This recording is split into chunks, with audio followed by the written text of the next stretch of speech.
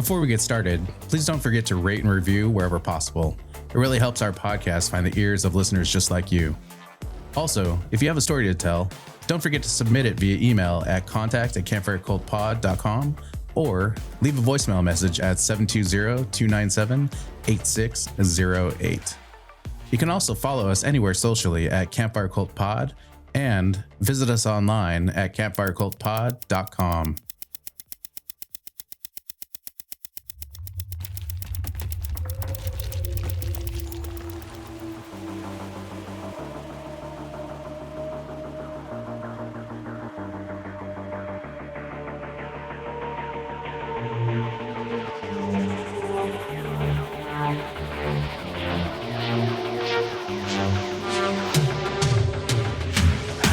Welcome, dear listener, to the Campfire Cult Podcast.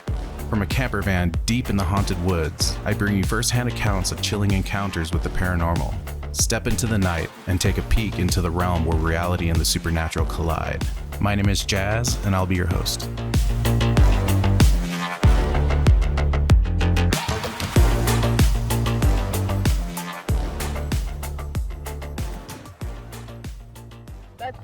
That was no dog. That was too big to be a dog. That thing was bigger than me.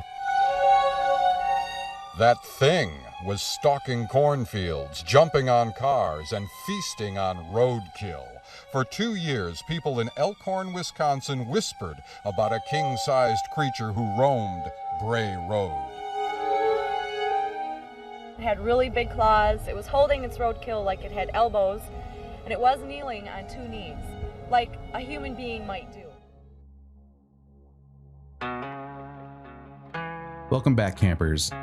As twilight descends, casting long shadows over the rustic landscape, tales of a terrifying creature with the body of a man and the fearsome visage of a canine becomes more than just fireside stories. Tonight, come with me to where the lines between myth and reality blur, and the legend of the Dogman becomes a reality. In our first story of the evening, we're headed back to where the modern-day legend began. Mark Shackleman arrived at St. Coletta's School for Exceptional Children a little before midnight. As the night watchman for the school, he walked these grounds every night. The school was located inside a former Franciscan convent outside Jefferson, and the grounds covered several old buildings, an orchard, and wide open fields where several old Native American burial mounds had been preserved. The year was 1936, and Shackleman was in his 30s. A husband and father working the uneventful job for a paycheck to support his family. In rural Jefferson, there wasn't much to worry about, save the possibility of a burglar or some teenagers playing a prank. That night, Shackleman was crossing the fields when he saw a shadow. He squinted to see what it was. A hunched form was on all fours, digging into one of the mounds. From the canine way it dug, it could have been a dog or maybe a wolf. But even from far away, Shackleman could see that the thing was far too big for that. Suddenly, it looked at him and then it stood up. The sleek, hairy body unfurled to over 6 feet tall. It had a shaggy canine face, but beneath the thick fur, the muscular body of a man. A low growl echoed across the field. He smelled rotting meat. His heart beating fast, trying to control his breath, Shackleman stepped back. With sudden violence, the thing turned and ran off into the trees and was gone. The next night, Shackleman returned to St. Coletta for his usual rounds. As he walked the fields, he saw the shadow again, digging into the same mound as the night before. This time he gripped his flashlight tight, ready to run or swing if need be. Again, it stood up, but this time it opened its mouth. Shackleman saw fangs hanging down from its teeth and its lips pulled back in a snarl. It growled at him, its speech half human and half beast. He didn't move, and again the creature turned and left. He never saw it again, but the horrendous growl, the way it seemed to speak to him, stuck in his mind for years afterward. This legend is the first reported sighting of the creature that would eventually become known as the Beast of Bray Road. Sightings became prevalent in the 80s and 90s, particularly centralized around Elkhorn, Wisconsin. One woman reported the beast attempting to break into her home and later injuring one of her horses, leaving a gash across its back. She claimed the footprints it left behind were over 12 inches long. A woman spotted it crossing the road in front of her car. Another driver saw it crouched on the side of the road, eating an animal. One young girl reported the beast chasing her through the forest. In 1999, an 18-year-old girl was driving down Bray Road near Delavan when she says her right tire hit something, lifting it up off the ground. She stopped and got out to see what she had run over, but there was nothing there. She looked to the side of the road and saw a massive wolfish form standing on two legs. She rushed back into the car, and as she peeled away, the beast leapt onto her trunk, but slid off in the slick rain, and she sped home. When she came forward with her story, many of the other sightings were reported as well, prompting both further investigation and fresh skepticism and mockery. These sightings prompted The Week, a Walworth County weekly paper, to send Linda Godfrey to investigate and compile stories. While initially skeptical, Godfrey says she came to believe the sincerity of the witnesses who spoke to her. On her website, Godfrey writes, "There's a high probability that everyone is not always seeing the same thing. There could be a biological, physical animal seen by some, while others see phantoms or supernatural entities from a variety of sources. A few may be misidentifications or hoaxes." In 2003, Godfrey wrote The Beast of Bray Road, Tailing Wisconsin's Werewolf, which recounts in depth what she learned speaking to the many witnesses in and around Elkhorn who report interactions with the beast. Sighting of the beast have slowed down considerably since the 90s, although one or another still crops up on occasion. The veracity of any of these claims remains a cause for speculation. But for now, we'll leave you with a quote from one of the masters of the strange and terrifying, H.P. Lovecraft. "There are horrors beyond life's edge that we do not suspect, and once in a while man's evil prying calls them just within our range." Next, in the secluded Catskill Mountains, a couple's peaceful stay in a converted RV cabin takes a chilling turn, leading them to a spine-tingling encounter with mysterious glowing eyes lurking deep in the woods. I was staying in the Catskill Mountains in New York State for a few days. I had booked an Airbnb with my girlfriend where we could bring our 100-pound German Shepherd. The Airbnb was a strange RV that was converted into a cabin. The place was far away from any other houses and on the side road, basically on the side of a mountain overlooking an amazing view. The stay had 2 fire pits. One was right next to the cabin and the other was about 800 feet away on top of a hill. The last night we were there, we were having one last fire in the faraway fire pit. The fire pit had a great view of the mountain range on one side and the other side sat up against the wood line. We had our dog off leash, and we were playing some music on a Bluetooth speaker. Our dog kept looking towards the wood line, and it was freaking my girlfriend out. We would occasionally turn the music off and just listen to see if we could hear anything. I also had a small LED flashlight and would scan the woods with it looking for any animal eyes it picked up. Well, after a little bit of this, my dog jumped up to his feet and started full force aggressively growling at the woods. Just when I was getting up and turning the music off, my dog darted at the woods, maintaining his high alert status. He juked left, and I heard something take only a few steps back in response. I was able to call him back to me right away, at which point he crept back, keeping his eyes locked on this creature. As my girlfriend held our dog's collar, I stepped closer into the woods with my flashlight and small knife in hand. As I was scanning the woods, my flashlight picked up on a set of eyes, which now looked and sounded a lot further back than we had heard the steps. The eyes were glowing like a dog's eyes in the light of my LED flashlight, but the height is what threw me off. It was too tall to be any animal. I would expect to see raccoon, coyote, skunk, etc. I figured it was a black bear. Although black bears are very skittish to people and especially dogs unless protecting their young, so it wasn't adding up in my head. I sat there for a solid 3 to 4 minutes trying to focus on what this was. The eyes also didn't look like a bear, it looked like a crouching dog. I was lost in my curiosity, and my girlfriend went into almost shock, put the music back on and said, "We're getting out of here and going inside." I kept telling her to turn the music off and started walking back to her without turning from the woods, but I wasn't going to stay out there alone.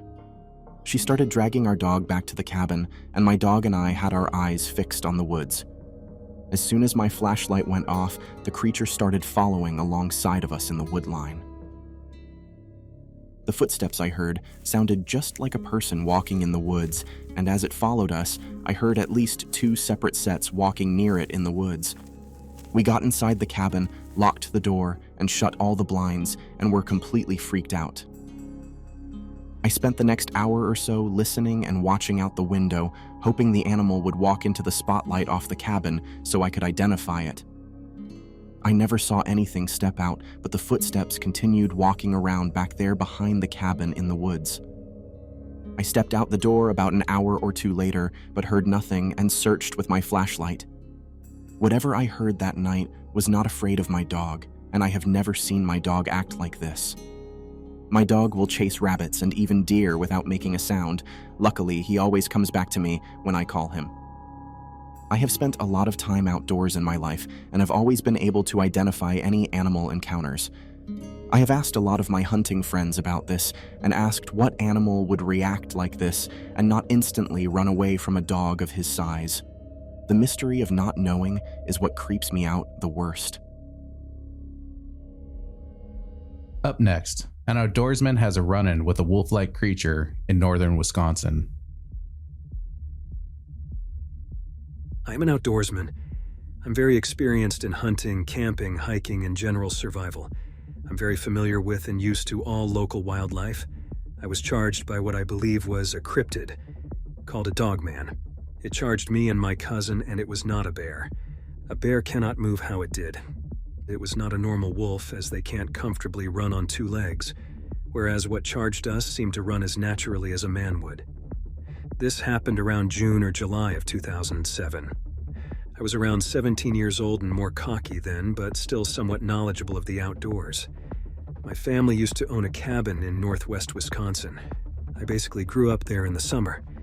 I knew the woods well, but at night it was wise to stay in the cabin, or at least by the bonfire by the beach because of bears, wolves, and cougars. One of the creepiest things was if you were having a bonfire, the tree line was visible from the fire pit and beach. At night, you always felt like you were being watched from that tree line, but during the day, the woods always seemed normal, not so creepy. That is until this incident. So this happened somewhere between noon and 2 p.m. Me and my cousin were having an airsoft battle. I was in full woodland camo, he was not. I retreated onto the ATV trail into the woods for a tactical advantage. Our battle took us about 200 meters, into about a third of the way up the trail. We had enough at this point and were standing at the edge of a clearing on the trail talking. He was maybe 10 feet from me when I decided to mess with him. I shooshed him and said, "We're being watched." He froze.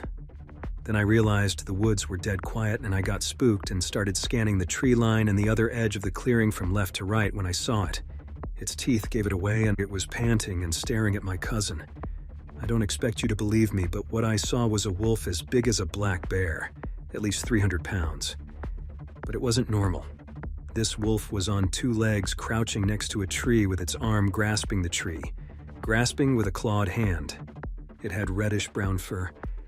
I told my cousin we have to go, and next thing I know he is sprinting, and I looked back at Wolfie, who had locked on and sprinted a few steps on 2 feet.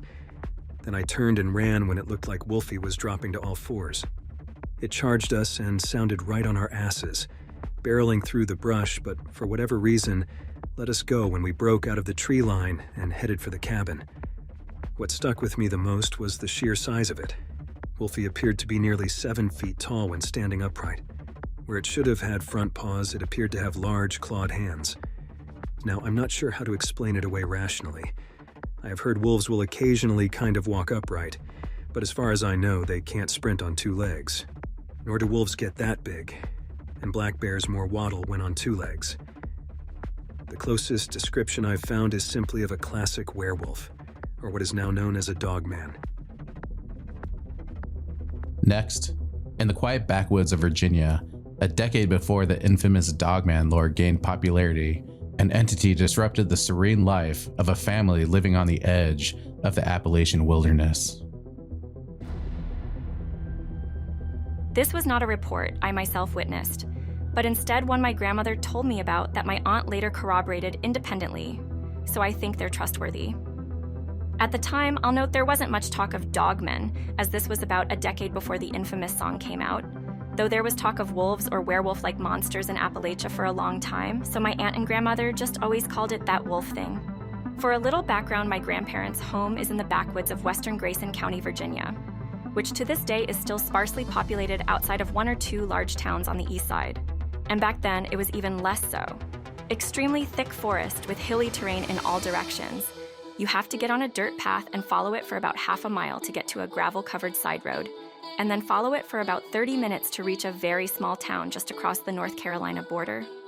If you go a short ways north, you find yourself at the Blue Ridge Mountains and Parkway that lead up into Appalachia proper. The forest is mostly low-lying shrubs up to around 4 feet high, with pine and a lot of black oak trees making up the canopy. There is a very clear stream about 30 yards from the house which I fish quite frequently. This, along with wild blackberries, tenderleaf shrubs, and some apple trees, make it very lucrative for wildlife. The house itself is an old 2-story house built onto an incline of the hill that overlooks it. This was back in the 1970s. My aunt believes it was 1978 as she was finishing high school at the time. My father had graduated from college and was going on to the Air Force, so he had already moved out.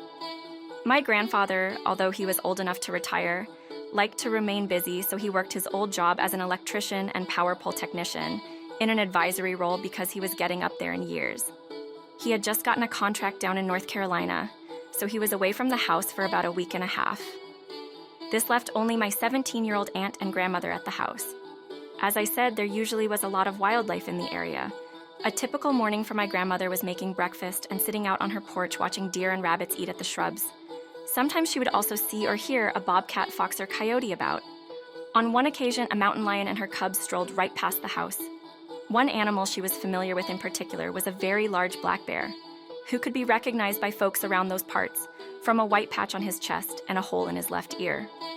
My grandmother nicknamed him Captain because he had a habit of sitting on his haunches and reaching up with his paws to pick apples, a motion that looked like he was saluting. Captain was a very big black bear, but wasn't very aggressive unless tested. He seemed to have an agreement with my grandmother and grandfather that if they left him alone, he would leave them alone. He just strolled by the house every now and then to have some blackberries on the bushes or apples that had fallen down, which meant he came by the house often as he was too big to climb trees, and the fruit trees around the house were low enough he could reach up and pick food. My grandfather guesstimated he was somewhere in the 500 to 600 pound range and roughly 6 feet tall, as my grandfather once measured some scratch marks he left on a tree. During the week, my grandmother noticed a fairly sharp decline in the animals nearby. It was the latter part of summer in a wet season, so most of the plants were full bloom and the leaves were at their tenderest, yet she couldn't see hide nor hair of any rabbits or deer coming to graze. A coyote she had heard yapping every night for the past month seemed to vanish. A few neighbors, by neighbors I mean people who lived within 5 miles, who stopped by told her something had taken their dog and their chicken coop had been smashed into. They assumed the mountain lion that lurked about had done it since it was the only other thing, besides Captain, that was big enough to take down an 80-pound farm dog. They checked around but couldn't find anything. The next night, my grandmother was woken up by my aunt, who told her that she heard something bang against the outside of her wall. They checked around in the morning after and found one of the deer butchered with a bloody smear on the wall. Judging from the way the gravel was disturbed, the deer had been walking by the house when something ambushed it, and in the struggle, it got smacked against the wall. My grandmother, having grown up in the woods, was familiar with predator kills and methods. Mountain lions tend to jump on the back and rake their claws across the flanks to hold on as they bite the neck. Black bears will usually break the neck or the back with their paws while biting the head, and the rare occasions coyotes attack deer. They usually do it by biting down on the inside of the leg and twisting to rip the muscle and arteries. This kill clearly had the throat ripped out, but there weren't any claw marks to be found, and the bite looked narrower than what a cougar would do. Plus, she could gander there was only one predator, from the way the ground had been disturbed, which didn't make sense for coyotes, as they typically hunted in pairs since just one alone isn't usually enough to bring down a full-grown deer. After disposing of the carcass, the next few nights were relatively uneventful, except for the fact several times my aunt or grandmother would be woken up in the middle of the night by the sound of something panting outside. Now in these woods, you can hear a pin drop if it's close enough, and at some points they could swear the animal making the panting was directly outside the wall. One day my grandmother was picking some berries when she noticed what looked like dog tracks of a very large hound going through a mud flat bordering the nearby stream. Thinking it might be the missing farm dog who had maybe just run away, she followed the tracks until she heard something loudly growling at her from across the stream. She looked up to see the partially obscured face of what looked like one large, bulky, brown-colored coyote or wolf standing in a thicket on the other side of the stream. She quickly began to back away, glancing back only to check her footing on the slope that led down to the stream. When she looked back, she saw the very distinctly canine face in much greater detail because the animal had moved out from under cover. But instead of stepping out of the leaves like she thought it did at first, she soon noticed that it was instead standing up on its hind legs and peering over the shrubs. She had seen canines stand upright before. Dogs do it, foxes can do it, coyotes sometimes do it. It was the size that took her off guard. She had been to that exact same thicket of shrubs just the other day, and her head only just barely reached the top, and my grandmother was around 5'3". This thing had its head pitched clear over the shrubs with a little bit of extra visible. And usually when a predator is making no attempt to hide, it's usually because it's trying to intimidate someone. My grandmother managed to back away to the hill without turning around, and when she started to get out of sight, the creature stepped out of the thicket on its hind legs. It strolled forward in a very uncanny way she had trouble describing, but she insisted it never went back down on all fours. Needless to say, she ran to the house in a backpedal sprint. That night, they heard the panting again, along with a distant howl and scraping sounds. They found the garage door, back door frame, and kitchen window frame all had claw marks on them from something investigating them. The canine creature was seen a few more times across the week by my grandmother and the neighbors, usually on or near the area of my family's property. My aunt finally saw it when she saw a pair of fuzzy ears outside her window. Now she wasn't startled right off the bat from this, as Captain had come by her window a few times before, and she gradually lost some fear of the big bear over the years. But in his case, his ears just barely reached the edge of the windowsill, whereas in this case, you could clearly see them and the top of their owner's head. She quickly realized it wasn't the bear because of the pointed shape, brown coloring, and the fact it had two fully intact ears. They also started to detect a very pungent smell on a side door porch, one time finding what looked like some urine or some other liquid stains on it, suggesting an animal had scent marked it to claim the spot. It all came to a head on a Wednesday night when they heard howling in the distance grow closer. My grandmother flipped on a porch light and glimpsed the canine animal quickly sprinting across the lawn on its hind legs again, her sighting confirming how big it was. She'd seen timber wolves at the zoo up to 150 pounds, and she was certain this was at least a bit more than twice that size.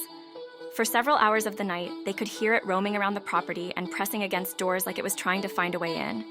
They glimpsed at several points, eyeshine of yellow eyes peering in through the windows, as well as broad, long-fingered paws being pushed against the glass briefly. This was before cell phones and 24-hour police service in some rural areas, so no one had a means of immediately calling the police. Instead, my grandmother had to wait arduous minutes on a dial line with connection difficulty trying to call the police station 2 towns over. She was distracted by my aunt screaming, running into the bedroom to get one of the guns out. She had been sitting in the living room when she heard clicking against the glass and saw that wolf thing pressing its face and bared teeth against the surface with its claws fully outstretched. Both of them started to try to get the rifles or shotguns out. It was becoming increasingly clear the creature was trying to get into the house and knew they were in there. They heard it panting through a wall before there was the sound of heavy footsteps and a very loud thump with a flash of fur on the edge of the window. They ran to the innermost room, the pantry locker, and stayed in there with the guns. Now it's not like in the movies when creatures roar, snarl, and hiss constantly no matter what they're doing, but they did hear a commotion outside. My aunt and grandmother hadn't the faintest idea what was going on, and didn't investigate until the morning after, but they could tell something was fighting or wrestling with something else outside due to occasional grunts, growls, squeals, and rumbles were audible through the blackness for about a minute and gradually moved off. They found no bodies, but there'd clearly been a ferocious altercation. The ground was ripped up in multiple spots, the wall had a dent in it, and there was some oxidized blood traces on the grass and dirt. My grandmother also found a trail where something had charged through the shrubs and recovered several vague dog prints as well as wider tracks moving the same direction. The animals all seemed to come back by the end of the week, and the howls stopped. When my grandfather came back home, he, my aunt, and some neighbors surveyed the area to make sure they couldn't find the wolf creature. Evidently, the neighbors had also heard howls around their property at night that stopped recently too. They couldn't find it despite surveying the whole property, though they did find what looked like a trackway leading out of the property and running off into the mountains. Several days later, my grandmother saw Captain again, marking his territory by rubbing up against a tree in their yard and scratching the bark. He had several cuts across his muzzle, was missing patches of fur, had some healed bite wounds on his arm, and the hole in his ear had been torn open to the point he was missing half the ear flap. But other than that and a slight limp that went away with time, he was fine. My aunt joked he looked rather proud of himself. When he was told about the urine-like smell on the doorstep when the wolf creature was running amok, my grandfather speculated it was trying to claim the territory. Usually black bears are relatively passive, but evidently Captain took issue with this newcomer imposing on his space and became aggressive. So what my grandmother and aunt heard that one night was the bear charging while it was distracted and engaging the intruder. While the wolf-looking creature was taller, it seemed skinnier and less massive. In the confrontation and threat displays that likely followed, sheer bulk won out. Apparently, it decided it wasn't worth claiming this spot if it meant having to square off with a quarter-ton of claws and teeth for it. Captain had run the intruder off to protect his territory and coincidentally helped my family. As a thank you and so he could recover his strength quicker, my grandmother trimmed the apple trees to down all the fruit and let the bear enjoy himself without feeding him directly. Winter would be in a few months and she wanted him fattened up so he could stick around for the next year, just in case. As she put it, the forest will always have a boss, and it's better to have one who's not interested in eating you. Decades have gone by, and while both my grandparents and Captain have passed, the Dogman creature never returned. There's been about 3 black bears who've moved into Captain's place since, and each has grown about as big as he was. Thankfully, that seems to have been enough to ward off any large canines. Next, in the late 90s, a seasoned trucker from Central Texas recounts a chilling encounter along a desolate 2-lane road near the border.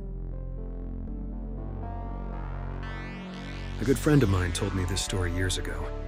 He is the stereotypical big bad trucker, and I've seen some weird stuff with him while driving in South Texas along the border, but he never batted an eye. While telling me this story, he had goosebumps and a concerned expression, which, coming from this guy, is about the equivalent of a trembling lip and shit-stained pants. I'll tell this story in the first person as he told it to me. Years ago in the late 90s, I was on my way from my house in Central Texas, heading to Laredo to pick up a load. It was early morning, around 4 or 5, and I had just come off a string of days at home, so I knew I wasn't tired. I'm on one of those 2-lane winding roads in the absolute middle of bumfuck nowhere, when I see something on the side of the road at the edge of my high beams. At first, I just thought it was roadkill, as is usually the case. As I get closer, I see that it is roadkill, and there's someone crouching over the deer carcass. I remember thinking either this guy's taking the antlers as a trophy, or he's fucking sick. As I got closer still, I can now see that this guy's standing over the deer eating it. He's pulling chunks of meat from the stomach and bringing them up to his face. At this point, he stops mid-motion and looks up at me. Not at my truck, but at me. He or it stands up, and that's when I see that it's actually a wolf, or a hairy man-wolf of some kind, but fucking huge and black. This thing is standing on the tiny shoulder of the road looking right at me. By this point, maybe 3 seconds have passed, and I'm about to the point in the road he's standing at. I didn't even think of stopping. In fact, I'm starting to lay on it and get the hell out of there. As I'm passing it, it's looking at me. Again, not at the truck, it's looking through the driver's side windshield at me. He obviously has the intelligence to know that there's a driver in here and knows where I'm sitting. As I start to pass him, I can still see its head above the hood of an old needle-nose Pete. It's an old truck design where the hood goes straight out from the windshield, known for being tall and difficult to see around. Anyway, this thing is fucking giant, and I remember seeing what looked like human intelligence in its eyes. It scares the shit out of me to this day. Up next, in the depths of a historic, sprawling park that spans 3 states, a skeptic's routine night hike takes a chilling turn when an otherworldly creature crosses their path. I'd like to preface by saying that I got home about an hour ago, and this actually happened. I never have paranormal encounters and genuinely try to approach everything with a questioning mind. My partner and I like to hike at a local park late at night. It's a historic park in Pennsylvania, about 3,500 acres in size, that spans over into the Maryland and Delaware borders. One of the trails allows you to cross through all 3 states. The entire park is mostly dense woods with a creek running through it. Usually, we park near an old church with a Revolutionary War cemetery that is famous for a grave known as the Ticking Tomb. We usually hike a short loop that is roughly a mile in length, literally thousands of times, and never once felt anything strange. Tonight was different, though. We made a spontaneous decision to go on a night hike and left the house at about 10:45 p.m. I decided to take the narrow dirt road to our usual parking spot rather than driving a mile up the road to a paved access road like we normally do. About halfway down the ragged dirt and gravel road, as we rounded a corner, an animal dashed across the road in the path of our headlights. I've never seen anything like this animal, and I've never seen an animal that size in this area that I couldn't immediately identify. Its size was somewhere between a dog and a human, maybe a bit larger, and it moved so quickly it almost looked like it flew. A literal black blur with some hazy details and bright yellow eyes. I'm generally a skeptic, so I just wrote it off and we both kind of explained it away. We made it to our parking spot and pretty much resolved not to talk about it and continue on as usual. Immediately when we got out onto the trail, we noticed the frogs and cicadas were extremely loud, louder than I've ever heard them. As we progressed down the trail, the cicadas got so loud it was difficult to talk over them as we attempted at lightening the mood with conversation. Unbeknownst to me at the time, about 100 meters down the trail, my partner had begun to hear what he thought were extremely distant voices. I also noticed that the cicadas got progressively quieter the further we got down the trail. We made it about a quarter mile before a sudden, louder sound felt like it cut through the space between my ears. It was something like a glitching microphone or megaphone way off in the distance. My partner pointed out to me later that there was nothing for the echo to bounce off of in that area. The moment we heard that sound, I stopped immediately and asked if he heard it too. Not only had he heard it, but he was convincing himself that he was hallucinating the sounds the entire time until I finally acknowledged it. Without discussion, we both immediately turned around and started walking at a fast pace back to the car. I felt like it was a bad idea to run, but we had to leave right away. We hoofed it back to the car with the feeling that something was following us all the way to the entrance. When we finally got back into the car and started driving, the feeling of urgency didn't go away. We made it all the way down the main road to our first turn, and I felt a moment of complete confusion. As I slowed to the turn, my partner asked me, "Do you not know where you are right now? Because I don't." We have literally driven this road thousands of times. I made a split-second decision to turn right, which was thankfully the right choice. The next road went along the perimeter of the park and parallel with the trail we were hiking. There was a ton of fog, which hadn't been there on our way in. We spent maybe 20 minutes at the park, so the fog must have come in quickly to only enhance the mood of our experience. The universe is funny like that. Just as we made our way past the area that we had turned around, another animal darted across the road in front of our headlights. It looked exactly like the one we saw on our way in, only closer and in more detail. It had yellow eyes and what looked like pointy ears. It was still insanely fast and still for the most part, a blur. I don't know how else to describe it. I get this really weird feeling when I think or talk about it. The feeling started when I saw it run across the road the second time. I feel like it's because I acknowledged that Whatever that thing was, I didn't have an explanation for it. Like I said before, I'm usually a skeptic when it comes to this kind of stuff, but this experience has left me rattled. It's going to be hard to go back to that trail without thinking about what we saw. Coming up, the following encounter is an excerpt taken from the article written by Jan Thompson entitled "The Beast of the Land Between the Lakes." Please be warned, this story has some very graphic descriptions and a missing child. Back before the 1950s, it always had been a very rural area to live in, with farmsteads far and few between, and with no real town to speak of except up at the north end in Grand Rivers. It was in this town back in the mid-70s that I first heard of the Beast Between the Rivers, or known now as the Beast of LBL.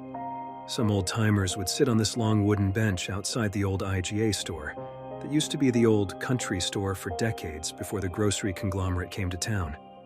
I used to hang around there on the weekends during the day and listen to the stories they each would tell. These old men, most of whom used to live in LBL before they were forced to move, had some very interesting stories to tell about that part of the country. There was talk of hauntings, Indian curses, mysterious lights over gravestones at night, old hag witches that lived deep in the woods, and more importantly, several tales of a wolf-like creature that stood on two legs that would come out of the thickets and attack their cattle and livestock. Walk with me now as I take you back to the early 1980s, where I used to work midnights at a gas station a few miles from the Kentucky Dam, which was a few miles from the beginning of LBL in Grand Rivers. And it was on one of these midnight shifts I had two visitors that would change my outlook on the subject of werewolves and make me believe in what I had seen myself a few years back, in the same area, but had kept it between myself and two other family members that were with me at the time. But that's another story to be written. This story was never in the paper, on the news, or had any media attention at all. It was kept hush-hush, and a sacred silence was demanded on all those involved. It couldn't get out ever. It was a few weeks before the beginning of tourist season, and tourists were what the locals survived on. They were the bread and butter. A story like this would be like screaming "shark" at a beach in Daytona. The people would stop coming out of fear.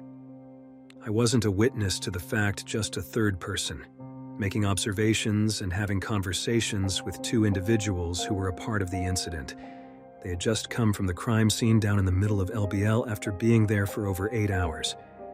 It was around 3 in the morning, and they were taking a much-needed reality break. Two officers of the law, two grown men who both appeared shaken beyond description. A mixture of fear and confusion, shock and disbelief emanated from them both. One was paler than the other, a deathly pallor over his skin, and it was this one, I'll name him Officer Adam to protect their identities, that had to sit on the curb of the gas pumps, head between his legs, and expel the last bit of his stomach contents. The other officer, I'll name him Officer Bill, came in for some coffee for himself and a cup of water for his partner, then rejoined Adam outside. There were no other customers, so I went outside with them to see if I could offer some assistance with the ill-looking man. He gladly took the few Rolaids I had extended in my hand. With his own shaky fingers, he struggled to get them into his mouth. For quite a long while, the only thing that was heard were the crickets in the nearby fields, the sounds of bugs hitting the fluorescent lights above us, and the distant sound of highway traffic that was far and few between, as it was the early hours of the morning. My mind was buzzing with various scenarios of the cause of their distress: a tragic car accident, possibly a motorcycle wreck, a boating mishap with drowned victims, a murder, a dead body discovered. I don't remember sitting down, but after about 15 minutes of this hushed stillness, I found myself beside them both on the curb, staring out at the darkness of the nearby corn pastures, letting my mind paint pictures of imaginary traumas. Adam spoke first, breaking the silence of obscurity. "I can't believe it. It's not possible. I just can't believe it." In a hushed agreement that was almost inaudible, Bill replied, "I know. It is so unbelievable. I've never seen anything like this before." A long pause, a deep breath, And he continued, "Or have even heard of anything like this." I looked at Bill and then at Adam. They were both gazing, open-eyed, unblinking, out into the inky color of the night. Adam's bottom lip was trembling slightly, and it wasn't from the slight chill in the late spring air. Something or something had filled them each with a congested fear. After a few more moments of silent reserve, my patience was rewarded with some slow, fragmented descriptions of their past 8 hours. Bill turned his wide azure blue eyes towards me. They were glazed and bloodshot, tired, frightened eyes. With a weary, shaken voice, he began to unfold a tale that would forever be embedded within my spirit, like a nasty shadow that lingers around a corner waiting to pounce, to awaken your inner fears once again. Why he decided to tell me of all people was beyond my comprehension. Maybe it was an avenue he felt safe to travel upon, to get it off his chest, off his mind. They were both frequent customers, and we knew each other on a first-name basis. But to divulge such a torrid account of great magnitude, well, I can only say that the fear inside them both at that moment in time had to be released, eased, and extracted from their souls, or else they may have gone mad with unbalanced thoughts. Without interrupting, I sat entranced, listening to every word, absorbing them like an opiate, a spellbinding narcotic that hypnotized me into forgetting the world even existed for the next half hour or so. They had gotten a call to help with an investigation at one of the many rural campgrounds down in LBL. The tourist season was about to start in a few weeks, so as usual, there were some early arrivals that had come to claim prime camping spots before the areas were overrun with tents, campers, and travel trailers. The sun was setting low in the sky when they arrived at the scene. Several other official vehicles were already there, and there were many more to come, as they would soon find out. Many coming from other counties, and a few coming all the way from another state. Several of these to come were coroners from different counties. One's coroner vehicle was already present, as well as an ambulance, which would prove useless as there was no one to save. The victims were all dead. Quite dead, completely, totally, and thoroughly deceased. A young married couple that had come down to take it easy for a few days were the first to discover the ghastly scene. Neither one of them wanted to stay behind while the other went for help, so they both nervously traveled to the nearest town, Grand Rivers, and called the authorities. They did not return to LBL. They merely gave the arriving officer directions to the area of discovery and rented a local hotel room. With the sun going down, it got dark pretty fast, so there was a flurry of floodlights from the cruisers being pointed in all directions, along with the excited movements of $50 flashlights being held by nervous, restless hands, searching the trees, the ground, the leaves, the shadows. There was a parked motorhome at the site, its frame being lit by a campfire close by, a fire that had almost gone out on its own, but had been rekindled by the new crowd of men in uniforms so that they could have more light. The front and back doors to the home were open, one of the doors hanging by one hinge in a crooked slant. Through the windows, they could see zigzagged movements of luminosity as the beams from flashlights searched the interior. Bloody handprints slid down the thin metal walls close to the front door, and more bloody hand paintings could be seen along the length towards the back door, their images dancing eerily in the firelight, like some ancient tribal symbols. Adam and Bill did not even want to imagine what was inside the motorhome. But then again, they would soon find out that it wasn't what was inside, but what was outside, that would change their lives forever. There was already crime scene tape placed in numerous scattered parts of the area, and little white flags on metal stakes stuck into the ground marking evidence. Evidence of ripped clothing, bodies and body parts, separated limbs, a pile of bowels, pieces of loose flesh clinging to muscle tissue. What used to be 3 bodies that just hours before had been a happy family, on a happy vacation to create happy memories for years to come. A father, a mother, and a young son. The happiness was gone, destroyed by a psychotic madman? Or was it men? A murderous rage had taken place, one so abhorrently appalling that there were few witnesses to the scene that had kept their composure or held their recently eaten dinners down. At first sight, the victims appeared to be butchered by some unnameable weapon. possibly an axe or a chainsaw. Upon further inspection by the first arriving coroner, the wounds on the bodies were determined not to have been caused by a sharp instrument, but rather by some piercing, well-defined claws, and other wounds by some keen, mordantly long incisors. Wildcat? Bear? Wolves? The coroner shook his head in baffled disagreement with each guess from the officers. The claw marks, for instance, on the back of the father's corpse were distinctively made by 4 long claws with a smaller digit, like a thumb, on the side. Its span was wider than a man's print, wider and different than a bear's mark, with deep, deliberate gouges in the flesh. Rake marks from an angry unknown source trying to grab its prey that was no doubt trying to escape. The wildcat and wolves theory was dismissed, as the open wound marks were apparently made by a more grandiose animal source. The bite marks were much larger than any mountain lion, wolf, or coyote. Whatever did it had a longer snout and more sizable teeth. There was also indications in the larger areas of the cadavers of bite marks where the flesh, meat, and bone had been yanked away from the body. Like a human who bites into an apple and leaves the impressions of his bite and teeth marks, so were the open wounds on these individuals. Bears, well, they aren't native to the area, but who knows, maybe a grizzly did sneak in some way. But that was far-fetched. He would have had to travel several states and cross several rivers to even get close to that part of Kentucky. Everyone present was betting on the bear hypothesis anyway, and no one even thought of anything else to be the cause of such a savage attack. A bear, it had to be a bear.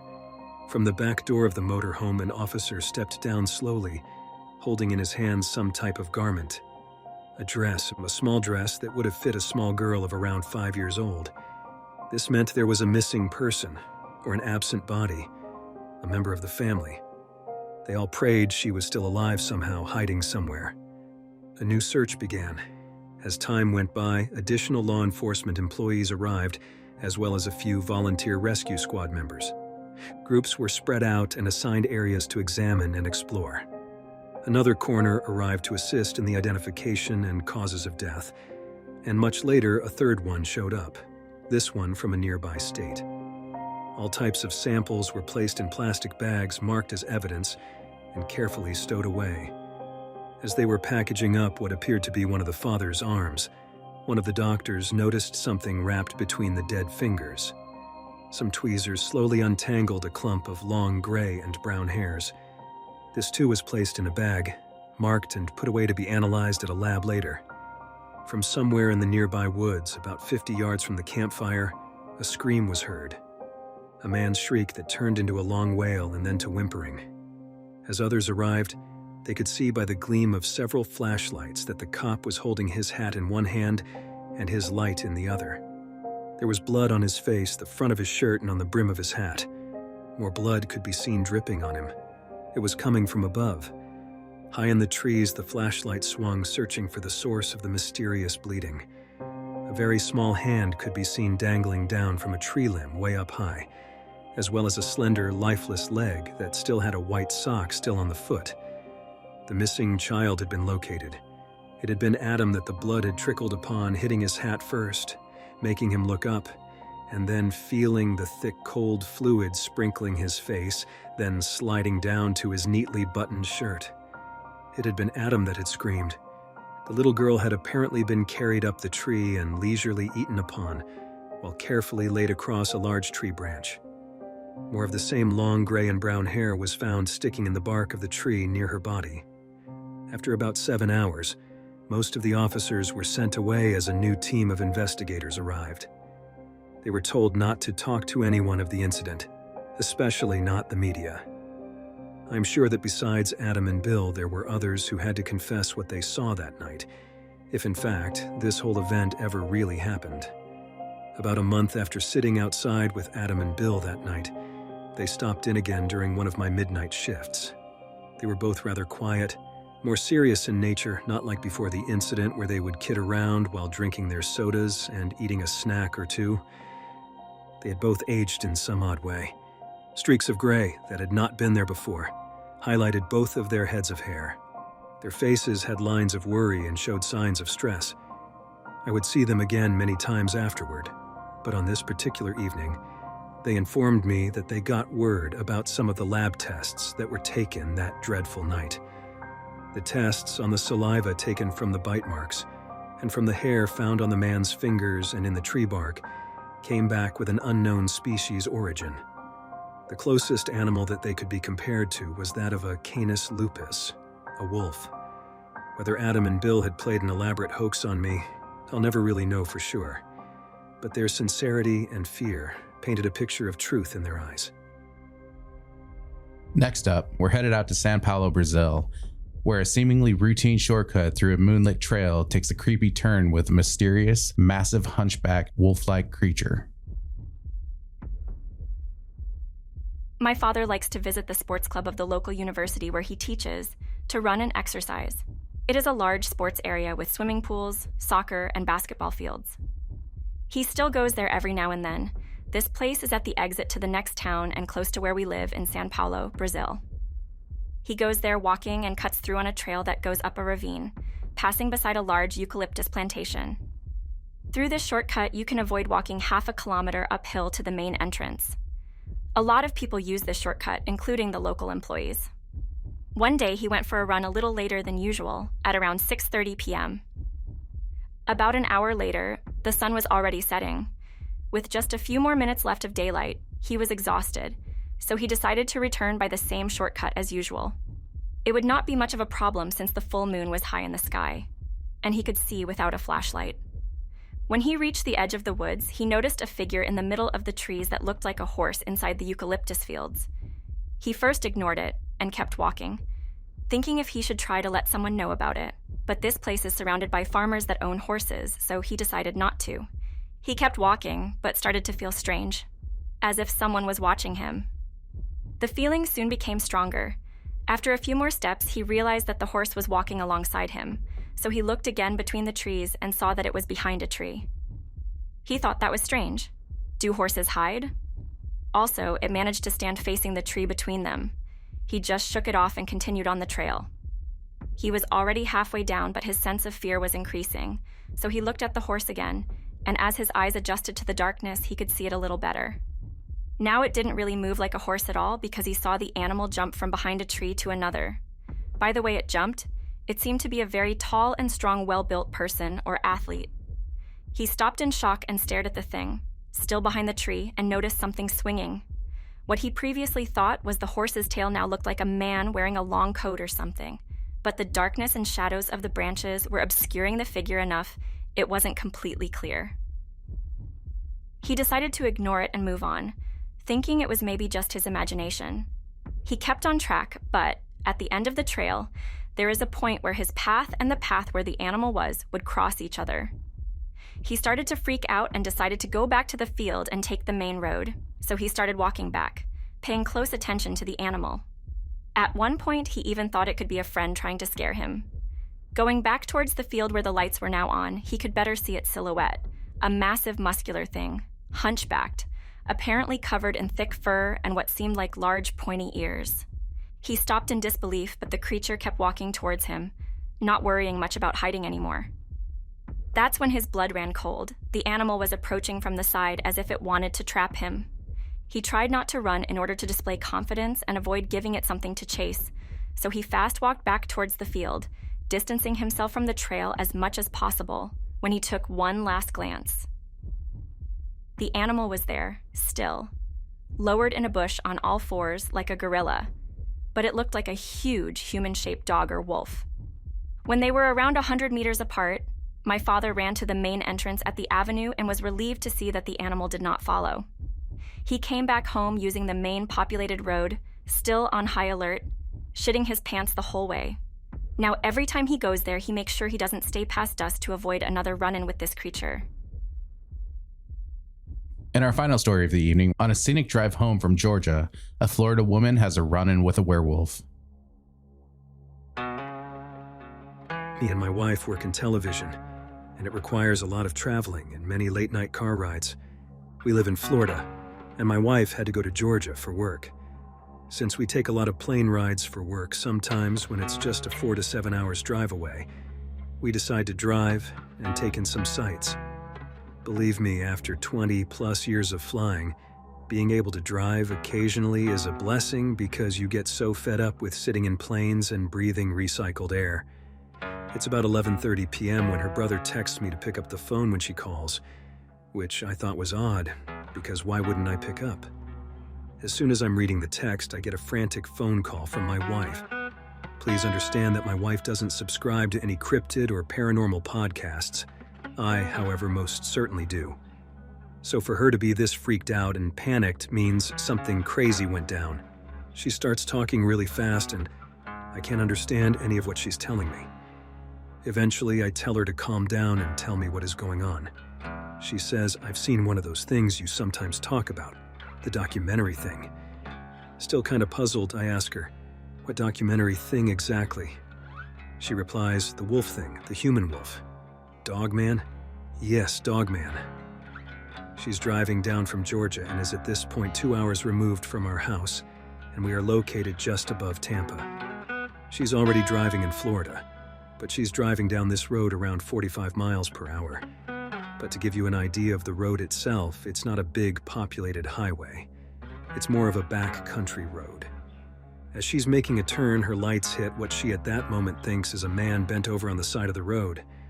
She figures that's really odd because who would be standing in the middle of the night on a small, unlit road? Then as the light is hitting it more and more, she realizes that there's something off here as she gets closer, revealing that the arms are completely covered in hair, and it's reaching to pick up something off the ground. She also sees massive hands.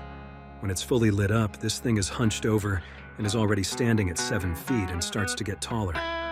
She sees a complete canine head with ears pointed up. She tells me that despite going pretty fast, it's like everything is slowing down for her so that her brain can make sense of it. She tells me it has really long, thin arms, very muscular though. Short fur with longer fur at the back and neck and where the thighs meet. By the time she passes it, it almost stood up completely and has not once looked in her direction or acknowledged the car or the light, and it is as if this thing didn't really care that she was coming. She tells me that she was on the phone with her brother as she sees this thing, and she started screaming when she saw it, which is when she screams that she's got to call me. After she tells me the story, I calm her down, tell her not to get out of the car anywhere until she gets home, and ask her if she has enough gas to make it home without stopping at a gas station, which thankfully, she does. She carries a firearm, but there was no way she was going to stand a chance against this thing if it decided to go after her. We talk a bit as I can tell she's in shock, and she tells me that she's trying to make sense of it. She wonders if it was a YouTube prankster, trying to create sighting reports or something. But none of this makes any sense as that road is completely deserted and in the middle of nowhere. Surely, if it was a prank, they'd be doing it on a busier road. Now, does that rule out it wasn't? No, but nonetheless, it was a sighting, and for my wife, it was very, very real. After we hung up, I got so spooked because I enjoy a lot of the cryptid stuff, and realized that 2 hours away from our house is pretty remote and surrounded by acres of land and woods. I can't imagine what she was going through and how scared she must have been. I sat downstairs waiting to hear the garage so I could come and greet her when she arrived. She was still a bit shaken up, and we spoke about it with some friends and family members in the days after. But I'm the only one that had any idea of what it could have been. Now we're both obsessed with the topic. That's all for tonight, dear listeners. Until next time, I'll be leaving you in the dark where whispers linger and shadows dance. Stay wary, sleep well, and beware the Dogman in the night.